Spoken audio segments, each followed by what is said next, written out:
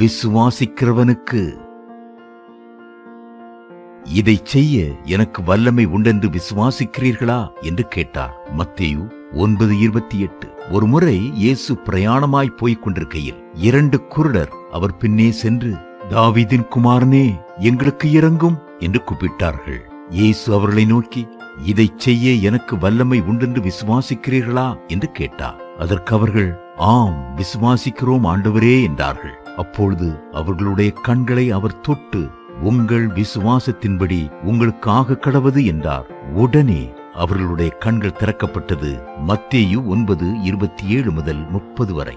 கர்த்தர் தெய்வீக சுகமளிக்கும் போது விசுவாசத்தை அதிகமாக வலியுறுத்தினார். விசுவாசிக்கிறவனுக்கு எல்லாம் கூடும். மார்க் 9:23. நீங்கள் விசுவாசம் உள்ளவர்களாய் ஜெபத்திலே எவைகளை கேட்பீர்களோ அவைகளையெல்லாம் பெறுவீர்கள் என்றார். மத்தேயு 21:22. விசுவாசம் ஒரு தெய்வீக வல்லமை. கிறிஸ்து உங்களுடைய விசுவாசத்தை பார்த்து அற்புத சுகத்தை தருகிறார். அஸ்திபாரமான உபதேசங்களில் ஒன்று கிறிஸ்துவின் மேல் வைக்கும் விசுவாசமாகும். எபேசியர் 6:16. ஆவியின் வரங்களிலும் விசுவாச வரம் உண்டு. 1 கொரிந்தியர் 12:9. ஆவியின் கனிகளிலும் விசுவாசம் உண்டு. கலாத்தியர் 5:22. கர்த்தர் உங்களுக்கு அற்புதம் செய்வதற்கு முன்பு உங்களிடத்தில் அவர் விசுவாசத்தை எதிர்பார்க்கிறார். உங்களுக்கு அற்புதம் செய்ய எனக்கு வல்லமை உண்டு என்று விசுவாசிக்கிறாயா என்பதுதான் அவருடைய கேள்வி. ஆம் தேவ பிள்ளைகளே, விசுவாசமுள்ள ஜெபம் பிணியாளியை ரட்சிக்கும். யாக்கோபு 5:15. ஆனால் வஞ்சகமுள்ள சாத்தானோ வியாதிகளையும் நோய்களையும் பலவீனங்களையும் கொண்டு வருகிறான். இயேசு சொன்னார், திருடன் திருடவும் கொல்லவும் அழிக்கவும் வருகிறானே என்று வேறொன்றுக்கும் வரான். நானோ அவைகளுக்கு ஜீவன் உண்டாயிரு, அது பரிபூரணப்படவும் வந்தேன். யோவான் 10:10. உங்களுக்கு வியாதியா, பலவீனங்களா, போராட்டங்களா?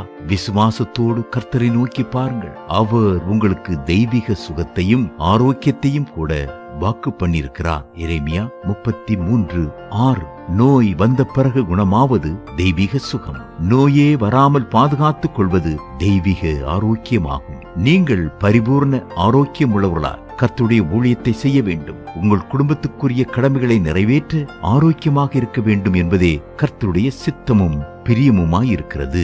நீ உன் தேவனாகிய கர்த்தரின் சத்தத்தை கவனமாய் கேட்டு அவர் பார்வைக்கு செம்மையானவளை செய்து அவர் கட்டளைகளுக்கு செவி கொடுத்து அவருடைய நியமங்கள் யாவையும் கை கொண்டார். நான் எகிப்தியருக்கு வரப்பண்ணின வியாதிகளில் ஒன்றையும் உனக்கு வரப்பண்ணேன். நானே உன் பரிகாரியாகிய கர்த்தர் என்று கர்த்தர் வாக்களிக்கிறார். யாத்ராகமம் 15:26. தேவ பிள்ளைகளே, கர்த்தரை விசுவாசியுங்கள்.